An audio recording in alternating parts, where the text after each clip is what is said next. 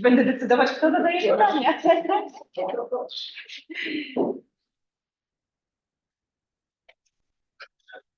So, welcome to the last seminar of this semester. So, our today's speaker is Marcin Wrona, who is a PhD candidate at the Astronomical Observatory of the University of Warsaw, and Marcin is working on very many interesting variable sources in the OGLE database. And today's talk gonna focus on eccentric ellipsoidal variables in this particular project. So, Marcin, the floor is yours. Thank you very much, Milena. So, during this seminar, I want to tell you about our project, which started a few years ago and which ended as my PhD thesis. And during this presentation is divided in 3 parts. In the first part, I want to answer to these 3 questions. So first, I will try to define what are eccentric ellipsoidal variables. Then I will tell you where did we search for them. And also, I want to provide a simple model that explains why these stars are variables. So probably most of you have heard about ellipsoidal variables, which are close binary stars that on the circular orbits that due to the tidal deformations, the one star or both stars are distorted, and we look at this star from the different sides, and because of that we can see changes in the brightness. So in the case of eccentric ellipsoidal variables, we don't have circular orbits, and we have this one more variable, which is the distance between components as well as tidal forces. And of course, the size of this tidal bulge. In this animation, in the top panel, you can see light curve. In the second panel, we have radial velocity curve, and here you can see that the time 0 is for periastron passage. The blue line is for the primary star, and the red line is for the secondary star. And in the bottom panel, we have mesh plots of the stellar surfaces. And you can see that, sorry, I have to turn in, now you should see a laser point. And in the bottom panel, you can see that during the periastron passage, here is, of course, slow motion right next to the periastron passage. And you can see that during this periastron passage, we have appearing tidal bulge that is faced toward the secondary component, and we can see this tidal bulge from different sides. And ellipsoidal variables with eccentric orbits were known decades ago, but they were never treated as separate class of variable stars. And it was until 2012 when Susan Thompson with collaborators published a paper where they describe discovery of I think 17 of such objects in which they found in Kepler mission database. And this paper, they named these stars as heartbeat stars.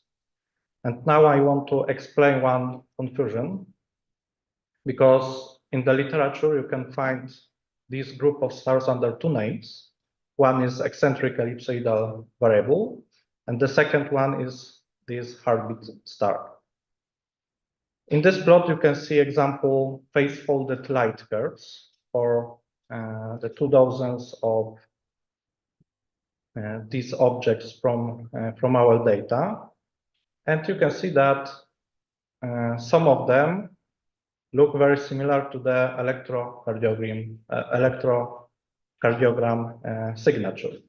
But if you look closely, only 3 of those systems have almost exact this shape. And moreover, one of these systems, this change here, is most probably not due to the tidal deformation, but rather due to the wind-wind collisions and also atmospheric eclipses. So we have a name that describes only small group of stars. So this is the one problem, and this is because this very narrow sharp requires very high eccentricities, and not many stars have so high eccentricity. And the second problem is rather our domestic problem, I would say, because there is no accurate translation into Polish of heartbeat stars. I saw a few articles where authors described those stars, and one article was about this specific object, and they used the translation as in Polish gwiazda bijąca w rytmie serca, which if you want to translate into English directly, it would be like a star that is beating in the rhythm of the heart. So that sounds ridiculous. But I must say that I was a huge fan of this name, heartbeat stars, but I was convinced to change my mind, and now I'm trying using this eccentric ellipsoidal variables or eccentric ellipsoidal systems. And hereafter I will use an acronym which for these stars will be EEVs. Okay, probably you already guessed that we searched for them in the OGLE project, because it was in the title of the presentation. And most of you have heard a lot about OGLE project, so I want to say only the general, I want to provide only general information. So the OGLE project is a sky survey that monitors the densest regions of the sky to search for any kind of variability. And the project started in 1992 with observations on 1 meter slope telescope. And since 1997, the OGLE project has been using 1.3 meter Warsaw telescope, which is also located at Las Campanas Observatory. And since 2010, the telescope is equipped in 32 chip mosaic CCD camera with the total resolution of 256 megapixel. And here in the right, you can see an example image obtained with this telescope and this camera. And for a scale, the image of the moon, just to show what is the field of view, which is in numbers 1.4 degrees squared. Okay.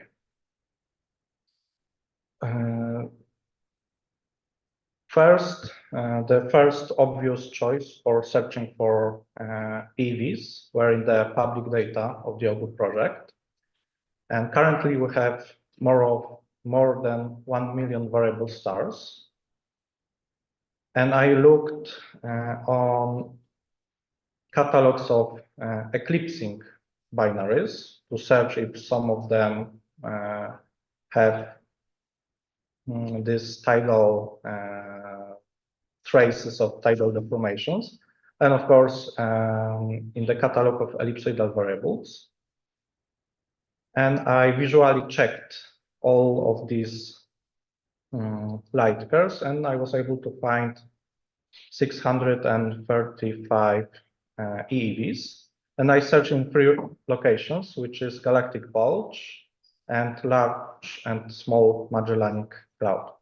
In the galactic bulge, we have much more eclipsing binaries, but I had to make some cuts. So I chose only systems with orbital periods more than 10 days.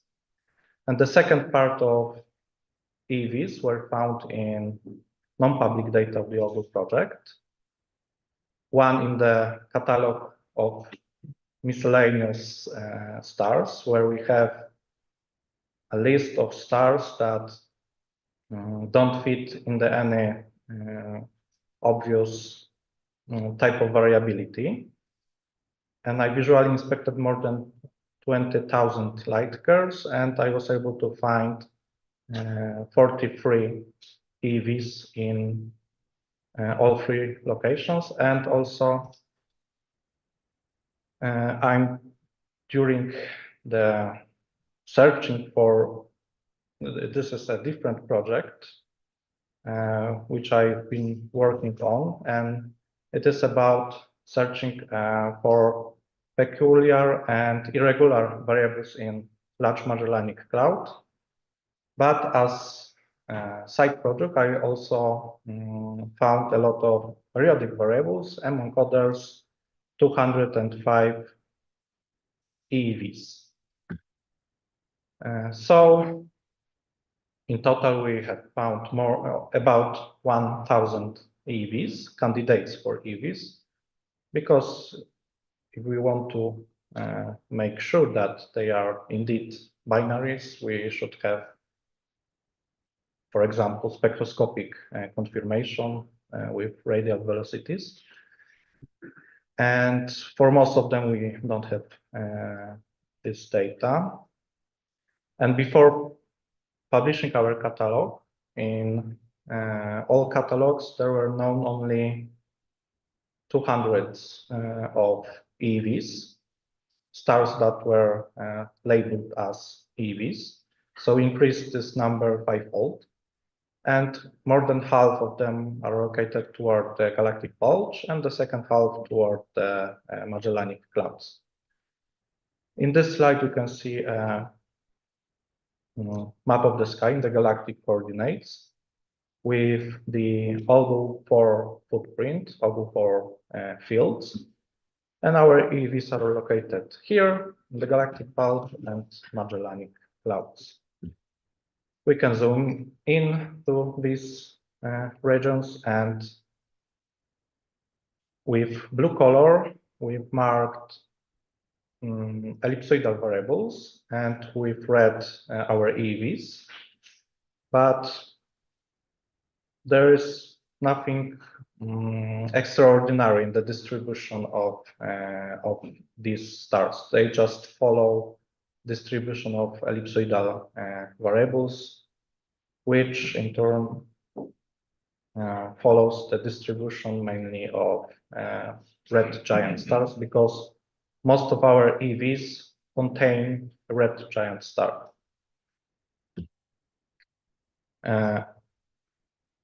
Here I have some basic observational and orbital parameters, histograms of these parameters, just to give you a general image of our sample.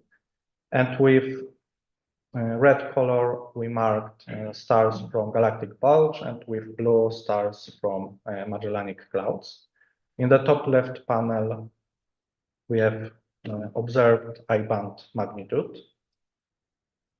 And because, as I told before, both samples from the galactic bulge and Magellanic cloud have contain EEVs that contain a red giant star, their absolute magnitude should be similar. So we can compare these distributions, and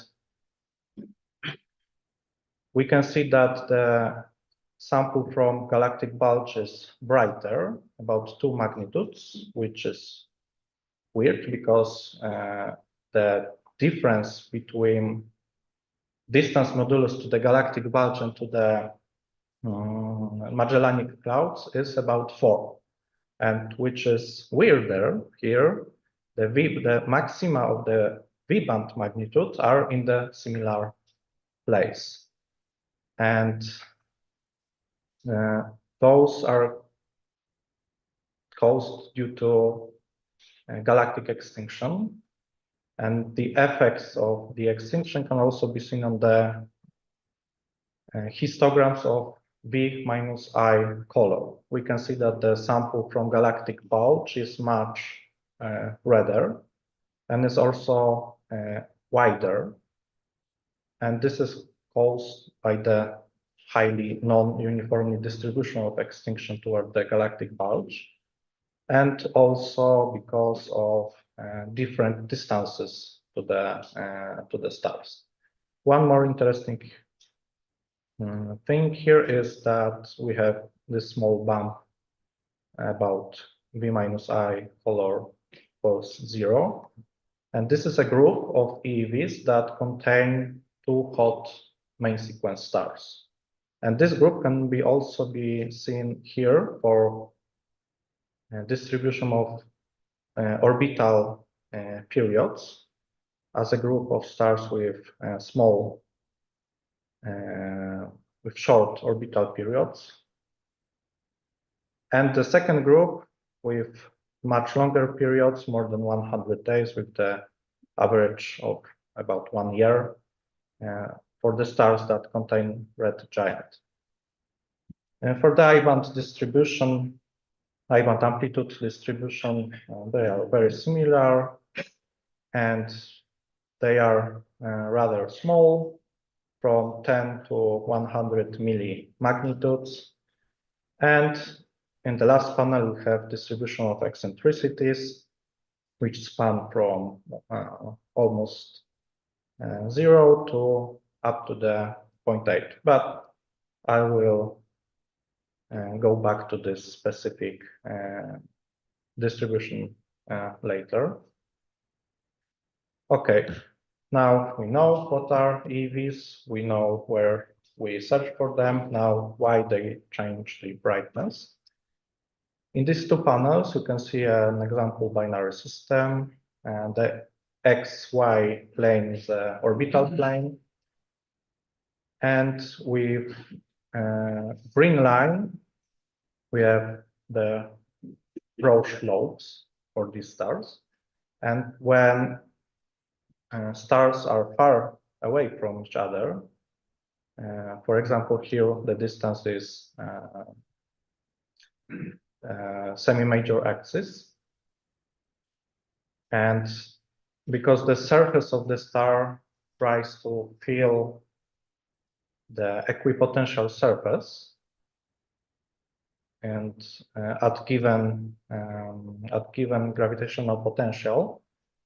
And when stars are far away from each other, we can see that this star has this spherical shape. But when the stars are closer, the equipotential surfaces near star shrink, and now this red giant here tries to, or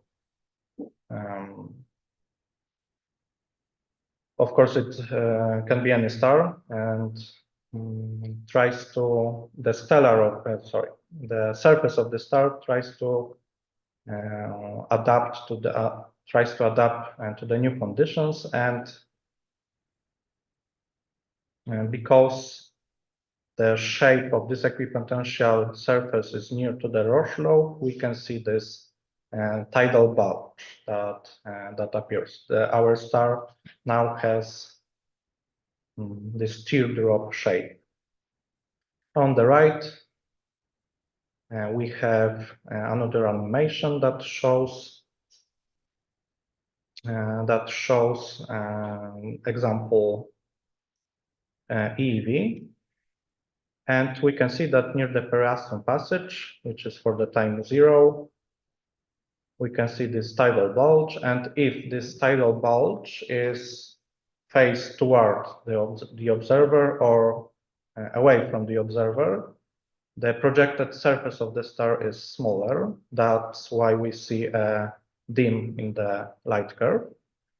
But when we look at tidal bulge from the side, we will see additional flux, and we have this maximum in the light curve. And knowing that, we can check what are the possible shapes of this so-called pulse phase near the periastron passage. In the top panel, we have again the light curve, but this time only for near to the periastron passage, and we have 5 timestamps marked with numbers from 1 to 5. And for each number, we have on-sky projection of these stars. First 2 right before the periastron passage, the third one for the periastron passage, and last 2 right after periastron passage. And this system has argument of the pericenter equals to 0 degrees. And that means that during that the elongation axis is perpendicular to the line of sight, which is also the line of superior error and interior conjunctions. And here, just before periastron passage, the tidal bulge appear away from the observer. So the projected surface is smaller, so we have this dim. Then we see tidal bulge from the side. This is why we have maximum. And then again, tidal bulge this time is faced toward the observer, so the projected surface is smaller. This is why we have a dim in the light curve. When we increase argument of the pericenter, and this time just before periastron passage, we can see tidal bulge from the side, but just right after, we will see it will be turned toward the observer. And then interesting thing is for argument of the pericenter near 90 degrees, when the elongation axis is parallel to the line of sight. And this time, the periastron passage is exactly in the moment when the eclipses may occur, as you can see for this example. So we have one minimum caused by the tidal deformation, because here tidal bulges face toward the observer. And also we have additional minimum that those, of course, minima combine with each other here.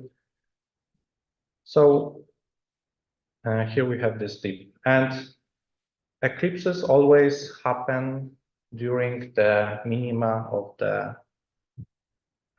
pulses. And for higher argument of the pericenter, here we can see that the situation is very similar, but symmetrically reflected. And for the 180 degrees, we have almost exact the same light curve as for 0 degrees, but stars change places.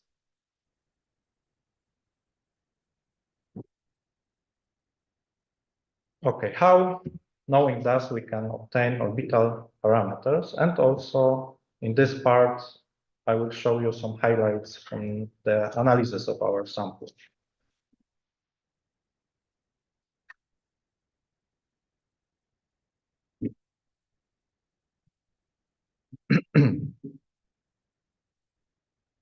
So in 1995, Pavan Kumar with collaborators checked what will be the changes in the flux caused by the tidal deformations of all of the stars. And they ended up with this equation. So the factorial change of flux can be expressed by, here we have two standard parameters, which are scaling factor and 0-point offset. Then we have relative distance between stars, and this is a true anomaly, and they can be expressed with these equations, which depend on only eccentricity and eccentric anomaly. So using this model, we can find directly three orbital parameters, which are eccentricity, orbital inclination, and argument of the periastron. Here we have example light curve, phase-folded light curve for two orbital phases with fitted model, which we called K95 model, of course, from Kumar and from the year. And using this model, we can check what will be possible shapes of the pulse, depending on different orbital parameters, because we already know what is how argument of the pericenter changes the shape of the pulse. So in this plot, we have a grid of light curves for one orbital phase. And from left to the right, we have increasing value of argument of the pericenter. And from top to the bottom, we have both increasing inclinations and eccentricities. And for small inclination, we will see only additional flux. But the higher the inclination, the minima are getting deeper and deeper. And for eccentricities, the higher the eccentricity, the narrower the phase of this pulse relative to the orbital period. So this is the theory, and here we have observations. And again, from left to the right, we have argument of the pericenter, and from top to the bottom, we have increasing inclinations. And the interesting thing here is that we can see that the left part of this image is a symmetric reflection of this part, of the right part of this image, along the vertical axis for argument of the pericenter near 90 degrees. You can, for example, compare this object and this object. They are very, very similar. And the right panel, we can see another sample of light curves, this time for different eccentricities. And from top to the bottom, we have increasing eccentricities. And for small eccentricities, the light curve changes are almost continuously, while for higher eccentricities, we can divide our light curve into two phases. One which is this pulse phase, and the second one which is the phase of constant flux.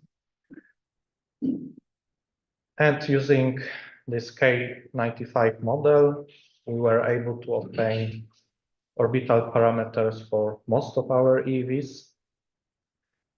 And in this slide, we can see histograms of the distributions of these orbital parameters. We spent a long of time trying to understand why they look how they look. So starting from the top, we don't see many EEVs with small eccentricities because they are very, very hard to distinguish from so-called classical ellipsoidal variables, which are ellipsoidal variables on circular with circular orbit.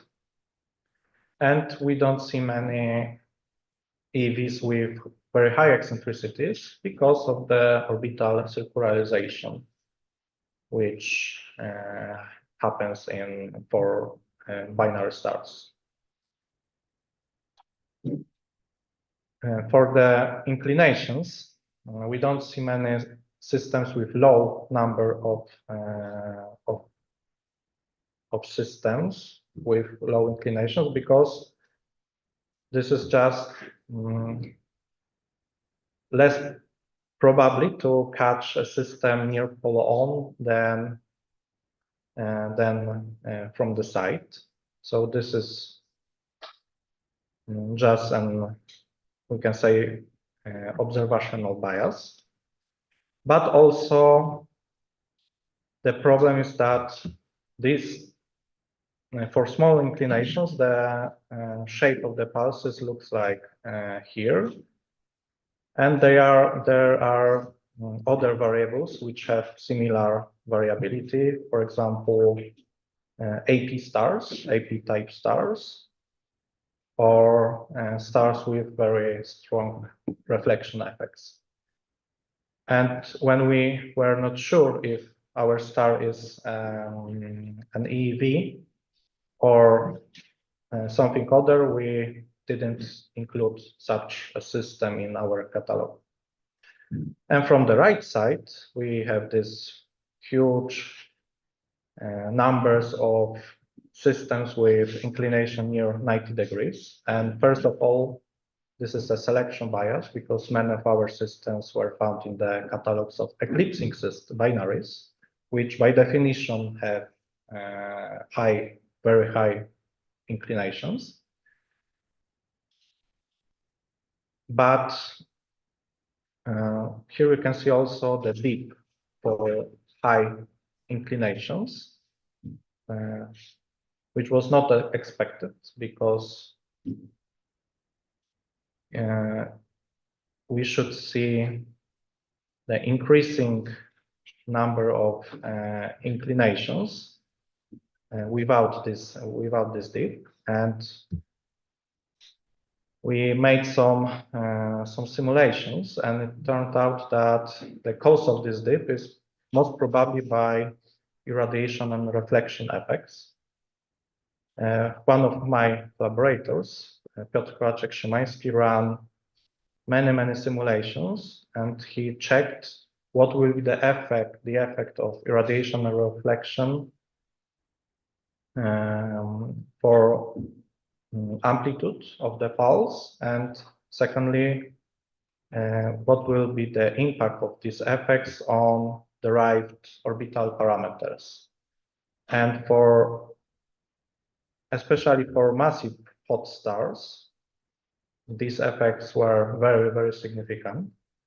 And for low eccentric EEVs, the determined inclinations were overestimated, and they usually hit this limit of 90 degrees. But for high eccentricities, the obtained parameters were underestimated. And this explains this dip here. And for argument of the pericenter, there is rather nothing extraordinary. We can assume that this is uniform distribution. Okay, now some highlights from the analysis. Here you can see HIR diagram for the group of stars from the Large Magellanic Cloud. And in this HI diagram, you can see evolutionary tracks for different masses, which were generated using the MIST software. And the effective temperatures and luminosities were obtained using B minus V data and V minus I. I mean, effective temperatures were determined using based on colors, B minus V for the hot stars and V minus I for the red stars. And on this HR diagram, we can see that we can see at least two groups of EEVs, one that contains stars with hot main sequence or maybe Hertzsprung-gap stars, and the second group with red giants, which can be in any evolutionary stage for the red giant. So for on red giant branch or helium burning or even on the AGB, so asymptotic giant branch. And one very important thing I have to mention here, each point represents the whole system, not only the primary star, but the whole system. So if we have two similar stars, their position might be very different than presented here. So this is rather an estimation than exact positions. And here we have color magnitude diagrams, this time for all three locations. On the left, galactic bulge, Large Magellanic Cloud and Small Magellanic Cloud. And these color magnitude diagrams were created using photometric maps from a few fields from the core phase of the OGLE project. And on the left, maybe it's clearly visible here, on the left we have a part of main sequence.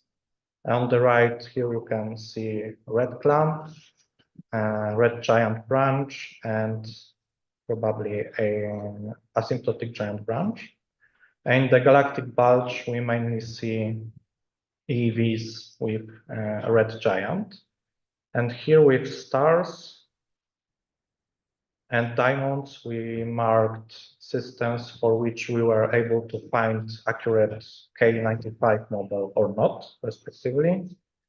And in the circles, we have stars for which we are able to find tidally excited oscillations, about which I will tell you later.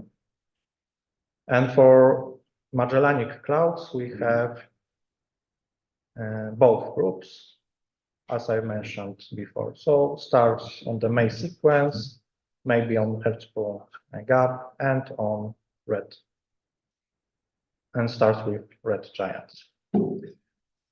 In these diagrams, you can see period luminosity relations for EEVs and also for long period variables from the OGLE project for both galactic bulge and large Magellan cloud, and also ellipsoidal and eclipsing primaries. And the luminosity here is represented by extinction-free present height index, WJK, and the J and K magnitudes were obtained using a two-mass survey. And in the literature, different groups of stars create sequences which are labeled with letters from A to D, and ellipsoidal and eclipsing binaries creates this group, this sequence E, and long secondary period stars creates a sequence that is named D. And we can see that EEVs stick to this sequence E and sequence D. And it is more clearly visible if we zoom into this sequence E and sequence D region. And if we color our EEVs with eccentricities, we can see that at given luminosity, at given brightness, the higher the eccentricity, the higher the orbital period. And this behavior was predicted theoretically, and also it was confirmed for, I think, eclipsing binaries. But this time we have a large group of stars confirms that theoretical predictions. And it is also visible for galactic bulge sample, but maybe less obvious. In the last part, I have a quick patient show, which is the overview of the most interesting objects from our sample.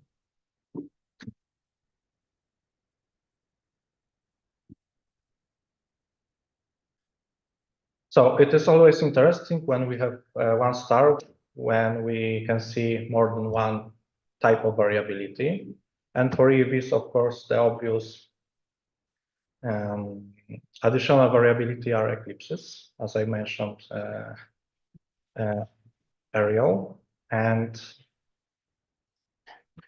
in the left, we have example light curves of EEVs with eclipses. Here, sometimes we can see two eclipses, sometimes only one. And on the right, we have stars that have similar shapes of light curves. In the left, we have two phases of the light of phase-folded light curve, and on the right, we have zoom into this range between those red lines.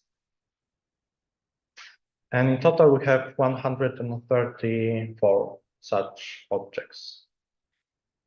And because I almost ran out of time, for now I will skip this one, which is also very interesting, but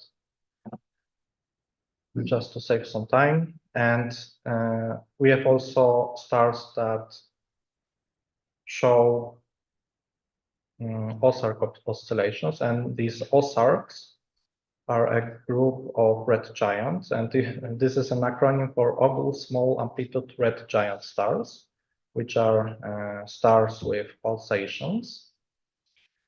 And in the left, we have total light curve with color-coded time of the observations. And on the right, we have phase-folded light curves for two orbital phases with the same color scale.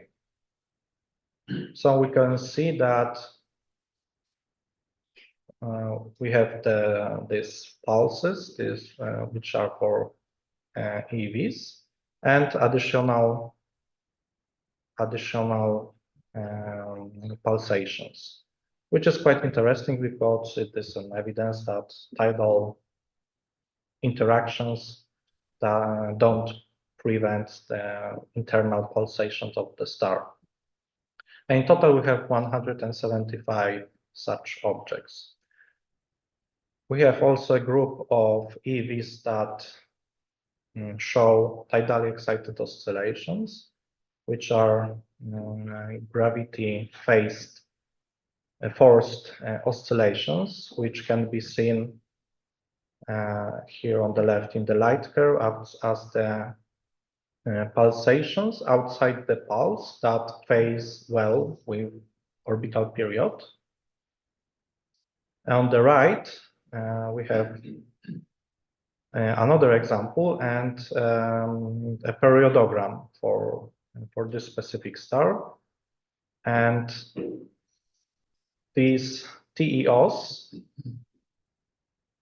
will always appear at exact multipliers of the orbital frequency. So this is how you can distinguish them from the internal pulsation of the stars. And in total, we have 52 objects, such objects, and this part of work to find for these objects were done also by Piotr Kołaczek-Szymański. We have two puzzling objects for which we are not sure what causes the change in the what causes these additional variabilities. And again, on the left, we have total light curves. On the right, phase-folded ones. But this time, we colored the first three and last three observational seasons with different colors. And for the top EEV, we can see that we have the eclipses, this pulse, and also additional variability right after the periastron passage. So this might be caused by some mass transfer or maybe wind-wing collisions. And here are atmospheric eclipses. No, we are not sure. And we can see that during the whole time of the observation, this shape is conserved here. While for the stars in the star in the bottom, the shape of the pulse changed, but the orbital period seems to be conserved because it fits very well with this orbital period. And the change in the shape might be caused, for instance, by apsidal motion of the orbit for the star.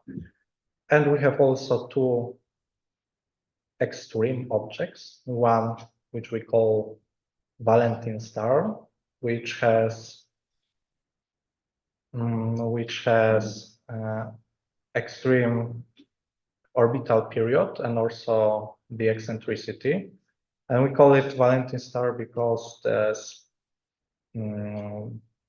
pulse phase started on February 14th in 2019. So, and during this time, we called all these objects heartbeat stars. So it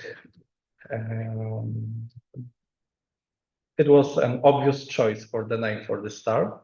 On the right, as I promised at the beginning, we have these objects that in the literature is known as extreme EEV because of extreme amplitude of the variability. But it turned out that this very high amplitude is probably not caused by tidal deformations, but rather by wind-wind collisions and atmospheric atmospheric eclipses. This is still eccentric ellipsoidal variable, but this amplitude is not caused by tidal deformations. And if you want to hear more about this object, I strongly recommend you to find our Warsaw Observatory YouTube channel and look for the seminar which was given by Piotr Kołaczek-Szymański, who presented the results from his latest paper about this extreme EEV, but also about tidally excited oscillations. And this is all from me. If you want to see our data, you can visit our website using this QR code or this link. And we also published two papers about these objects, which are available under these QR codes. Okay, this is all. Thank you very much.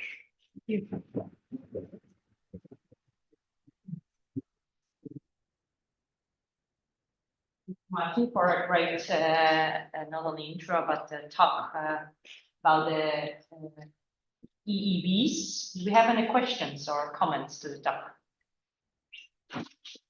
When you model your light curves, you assume that one star is distorted, the other one is essentially masked. Yes, yeah, exactly. So you can determine the size of the distorted star in absolute units, can you? Because you calculate which surface it fills, and you have period, so you can calculate. Yeah, we tried to estimate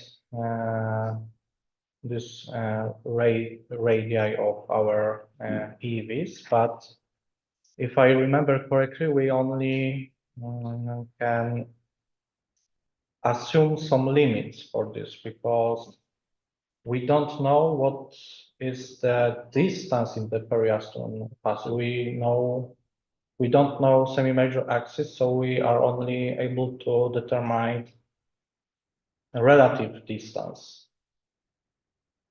or relative size of the stars divided by argument of the semi-major axis.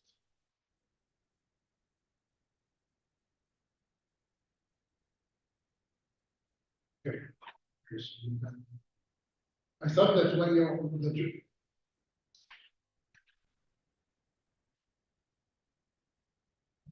maybe you're right. Okay.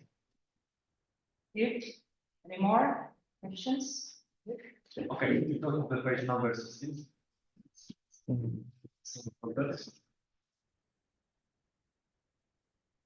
This one? No. Yes, one. Okay. So if you look on the distribution of the eccentricity, Yeah. yeah, you see that this galactic part one, they have the different distribution. Yes, and I want to explain that. yes, we have. The answer can be seen, I think, here. Here we have magnitudes after subtraction of extinction. And you can see that many of our EEVs are brighter than 12 magnitudes, which is the limit for Warsaw telescope. And we are able to see these objects only because of extinction, because they fall into the correct region. And we don't have this problem for stars from the Large Magellan Cloud. So this is just observational bias. Why we see, because as I showed you on period luminosity diagram, the higher the eccentricity, the higher the orbital period and the higher luminosity. So stars with high orbital periods, long orbital periods should have high eccentricities, and also they are brighter. So we just not able to see them using Warsaw telescope. See, there is a question from Ayush at the chat. I don't know, Ayush, if you can hear us, you can also answer it in person. Yes, we have Rose, yes. Yes, from the audience. Yes, Tom. So, do you see any indication of the effect of the tidal interaction of the change of eccentricity over long periods of time? Oh, we search for some changes in the shapes of the pulses, but for most of the systems, we don't see any changes during the 20 years of observations. There was only this one system when we clearly see that there are some changes, but they are caused probably by tidal motion, not by shrinking, lowering of this eccentricity. Okay. Yes? Following the question of Tomek and Magnus, yes, you can determine the size of the star relative to the semi-axis. But then you can calculate what is the time scale of the circulation. That Yes, would be interesting for this binaries. What are the typical time scales? Oh yeah, I can look into that. I will check that. Yeah, well, so let's answer to the question asked by Ayush. Can read it loud. Yeah, oh, we have two questions. Okay. The first one is, do you choose the 10-day period cutoff to avoid systems with complete circularization, or was it because of something else? Okay, I expected that question.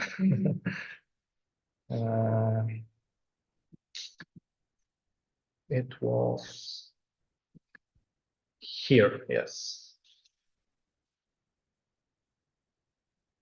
Okay, I visually inspected all the light curves, but some of them were inspected in the way that I look at each single light curve.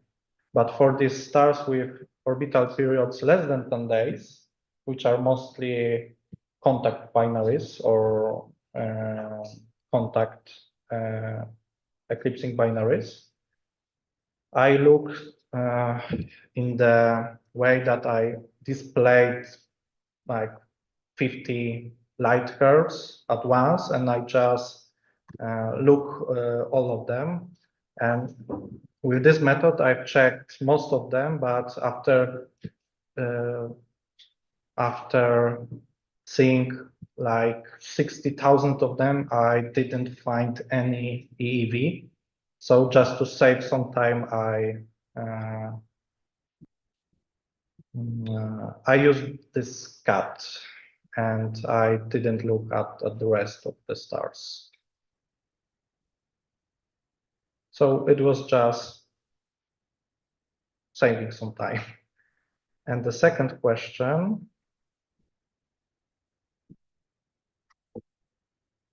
is there an effort for pulse taming planned to check for your puzzling objects?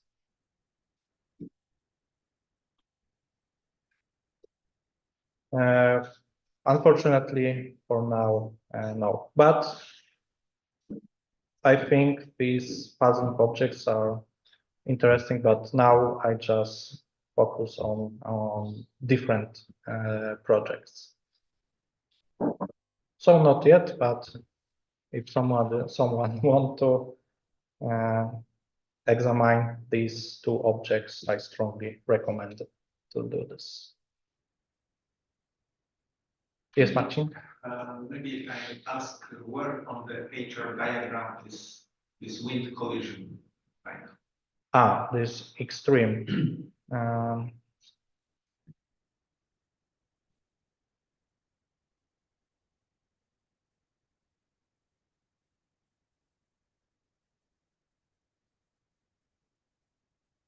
I think it was this one. Yes.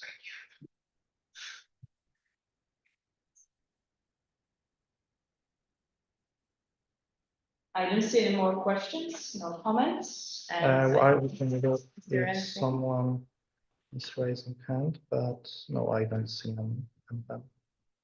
Okay, I can see that Dorota still has. Thank you, Thomas. Really very great presentation. I learned a lot for how we presented this. Oh my God. Try to really make it this clear and visible, and it was possible to follow the history and the idea. So thank you so much. So, thank you very much for this. So thank you, Martin.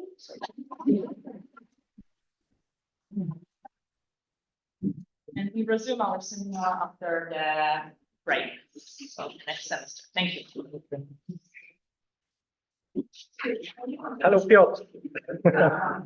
Hey. Piotr Kowalczyk. Hello, Marcin. I Hi. know that you probably have many comments to this presentation. We can talk about them later. The recording has stopped. O, chyba możemy się przełączyć na polski na chwilę teraz. Piotr, tutaj jest chyba jeszcze trochę pytań na sam.